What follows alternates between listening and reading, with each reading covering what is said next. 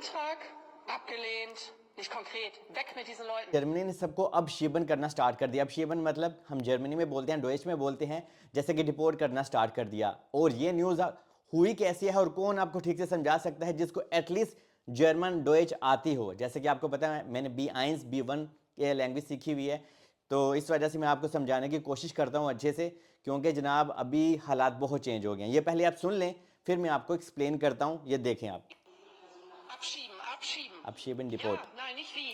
Die Leute gehören hier nicht hin. Sie dürfen diese Leute erst gar nicht hier reinlassen. So fängt's an. तो जनाब ये बहुत ही एक लंबी तकरीर है और भी आगे आपको सिखाता हूँ और समझाता हूँ कि ये मैडम कह रही हैं कि जिन लोगों का अज़ूल अंतराग भी ख़त्म हो चुका है और उनका केस भी रिजेक्ट हो चुका है, उनको जर्मनी में डॉइचलैंड में रहने की ज़रूरत ज़रा भी नहीं है। और इसमें से और आगे क्या है ये भी आप ज़रा सुन लें। Genau. Asylantrag abgelehnt. Nicht konkret. Weg mit diesen Leuten. Wenn Sie es wollen, dann können Sie diese Menschen abschieben. Und ich sage Ihnen, wir werden es tun.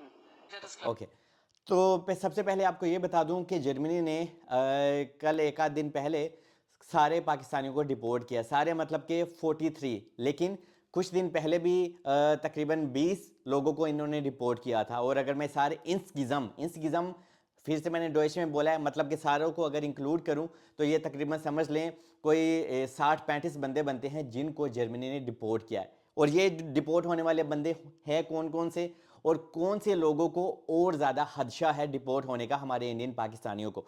तो सबसे पहले अगर आपका अज़ूल अंतराग ख़त्म हो चुका है, अज़ूल अंतराग क्या है कि जैसे आपको पता होना चाहिए कि जब हम जर्मनी में आते हैं या जो भी लोग आते हैं इंडियन पाकिस्तानी, आजकल इंडियन पाकिस्तानी बहुत ज़्यादा आ रहे हैं, लेकिन फ़िलहाल पाकिस्तानी ज़्यादा डिपोर्ट हुए हैं। और क्यों डिपोर्ट हुए हैं? क्योंकि एक तो उनके पास पासपोर्ट नहीं था और वो इलीगल वे से यहाँ पे जर्मनी में दाखिल हुए थे किसी भी तरह से, जैसे कि आसान लफ्ज़ों में डंकी की तरह से वो यहाँ पे मौजूद थे। लेकिन अभी मसला ये है कि डंकी लगा के जर्मनी में आना सिर्फ एक बंदे का आना नहीं हुआ, हज़ारों लाखों लोग जर्मनी में मौजूद हैं। लेकिन ये डिपोर्ट चंद क्यों हुए हैं? ये कौन से लोग हैं जनाब जिनका केस बिल्कुल ख़त्म हो चुका है और जिनका क्राइम एक्टिविटी है, मतलब कि ये वो लोग हैं जिन्होंने यहाँ पे बहुत कुछ किया है। यहाँ पे कुछ लोगों ने ड्रग सेल किए हैं, यहाँ पे कुछ लोगों ने क्लबों में जाके या यहाँ पे स्ट्रीट में बहुत ज़्यादा नाजेबा काम भी किए हैं। और ये वो पाकिस्तानी हैं जिन्होंने जनाब लोगों की इज्जतों के ऊपर भी हाथ डाला है, यहाँ पे लड़ाई झगड़े किए हैं। यहाँ पे अक्सर हमारे पाकिस्तानी इंडियन पता क्या करते हैं, ठीक है, वो कभी शराब वगैरह भी पी लेते हैं ना जर्मनी में, तो जब यहाँ पे हम स्ट्रीट में जा रहे होते हैं ना तो एम्फल आती है। एम्फल मतलब कि ट्रैफिक लाइट्स आती हैं, या कभी कभी क्या होता है बान ऑफ होता है स्टेशन, ट्रेन स्टेशन, वहाँ पे जाके वही बोतल वो स्क्रीन पे मार देते हैं। और इस तरह के छोटे छोटे मोटे मोटे ये सारे काम क्रिमिनल एक्टिविटीज़ अपने देसी लोग ही करते हैं, दूसरे कंट्रीज़ के लोग भी करते हैं, लेकिन जब हम लोग करते हैं तो थोड़ा ज़्यादा ही हम लोग हाई अलर्ट हो जाते हैं। सारे लोग कहते हैं यार ये लोग कहाँ से आए हैं, कौन लोग हैं, तो इनको बाहर करो। हालांकि यहाँ पे सारी दुनिया से लोग भी आए हुए हैं, लेकिन जर्मनी में पुलिस भी बहुत टाइट है और आजकल पुलिस छापे भी मार रही है। और ये जिन लोगों की अभी मैं बात कर रहा हूँ जनाब, इनमें से एक बंदा है एहतशान नाम है उनका, तो वो भी डिपोर्ट हो के पाकिस्तान में आ चुके हैं। पहले तो जब ये पाकिस्तान में आए तो उन्होंने एफआई वालों ने भी उनको रोक के रखा हुआ है और वो अभी तक वहीं पे हैं, ठीक है, अभी तक छूटे नहीं हैं। कुछ लोग तो छूट गए हैं, कुछ लोग अभी तक भी वहाँ पे एफआई का जो सिस्टम होता है, जो आपको इमिग्रेशन जब आप पाकिस्तान में आते हैं तो आपको रोक लेती है, वहाँ पे अभी भी कुछ लोग हैं।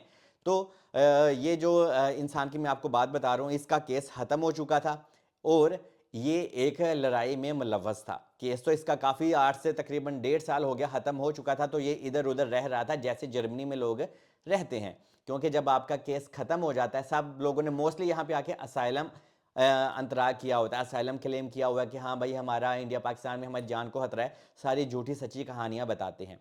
तो इस बंदे में ने भी बताई हुई थी, लेकिन ये बंदे ने क्या किया था, ये हालांकि इसका कहना है कि यार मैं उस लड़ाई में मुलव्वस नहीं था, मेरे दोस्त मुलव्वस थे और वहाँ पे ठीक ठाक लड़ाई हुई थी, दांत टूट गए थे दूसरी पार्टी के। तो जो भी आप काम करते हैं आता तो ये क्राइम और क्रिमिनल एक्टिविटीज़ में ही है। तो ऐसे लोग जिन लोगों का रिकॉर्ड बिल्कुल भी अच्छा नहीं है जर्मनी में, और जो लोग गेल्ड भी लेते हैं, गेल्ड मतलब कि राठौस से आर्बाइटरंगटुआ से गेल्ड लेते हैं, पैसे लेते हैं, घर में बैठे बैठे काम करते हैं, ब्लैक में काम करते हैं, तो इस वजह से ऐसे लोगों को जर्मनी अभी डिपोर्ट और ज़्यादा करेगा। और आपको बताता चलूँ ये AFD, ठीक है, अगर आपको दिख रहा हो तो ये जो औरत है, ठीक है, इसमें काफ़ी ज़्यादा लोग मुलव्वस हैं। ये AFD एक सियासी जमात है जो हम इमिग्रेंट्स को पसंद नहीं करती। ये इसका यही मानना है कि यहाँ से लोगों को निकाला जाए। और ये जो SPD है ये कुछ ठीक है, CDU भी बहुत ही अच्छी है जो हम लोगों को एटलीस्ट सपोर्ट करती है। वो कहती हैं कि ये लोग यहाँ पे काम भी करें, टैक्स भी पे करें, ठीक से रहें, ठीक है।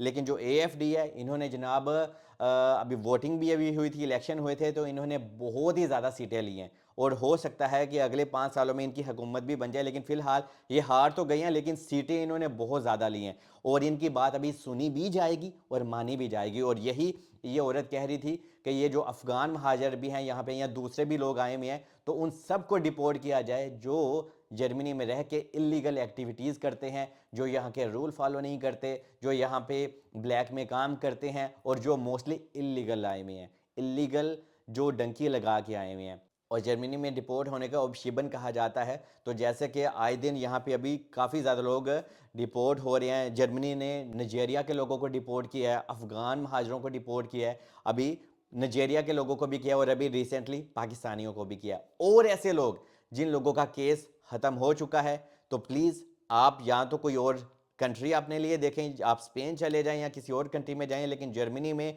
अगर आपका केस ख़त्म है तो यहाँ पे आपके लिए रिस्क हो सकता है। लेकिन अगर आप प्रॉपर जर्मनी में यहाँ पे काम कर रहे हैं, आप की कोई क्रिमिनल एक्टिविटीज़ नहीं है, तो आपको परेशान होने की ज़रूरत नहीं है। और जर्मनी में अगर आप लैंग्वेज सीखते हैं तो प्लीज़ ये मैं आपको हाईली रेकमेंड करूँगा। जर्मनी में रहना है, काम करना है, तो यहाँ की लैंग्वेज और सर्टिफिकेट होना बहुत बहुत ज़रूरी है। जो भी इंसान यहाँ पे जर्मनी में रहता है या यूरोप के किसी भी हिस्से में रहता है, तो प्लीज़ अगर आप क्राइम करते हैं तो ਤੁਹਾਡਾ वाकई डिपोर्ट होना बंद है। यार हम लोग यहाँ पे आते हैं अपनी फैमिली को सपोर्ट करने के लिए आते हैं, पैसे बनाने के लिए आते हैं। ਤੁਸੀਂ ਇੱਥੇ ਆ ਕੇ अलग ही काम स्टार्ट कर देंगे हो, ਤੁਸੀਂ ਇੱਥੇ आके बीरे पींदे हो, शराबा पींदे हो, तो ये तो अच्छी चीज़ नहीं है ना यार। तो यहाँ पे रहना है तो यहाँ के रूल आपको फॉलो करने चाहिए।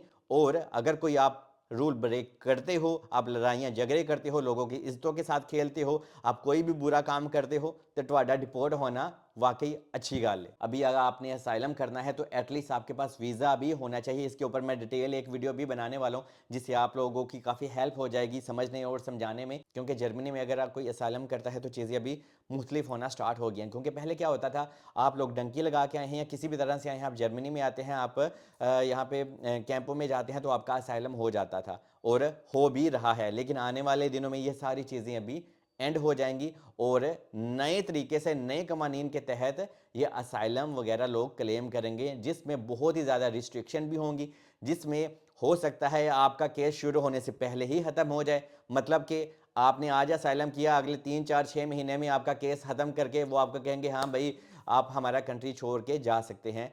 बाकी होप कि आपको इस वीडियो से काफ़ी हेल्प हुई होगी। बाकी स्टे ब्लेस, मिलते हैं अगली वीडियो में।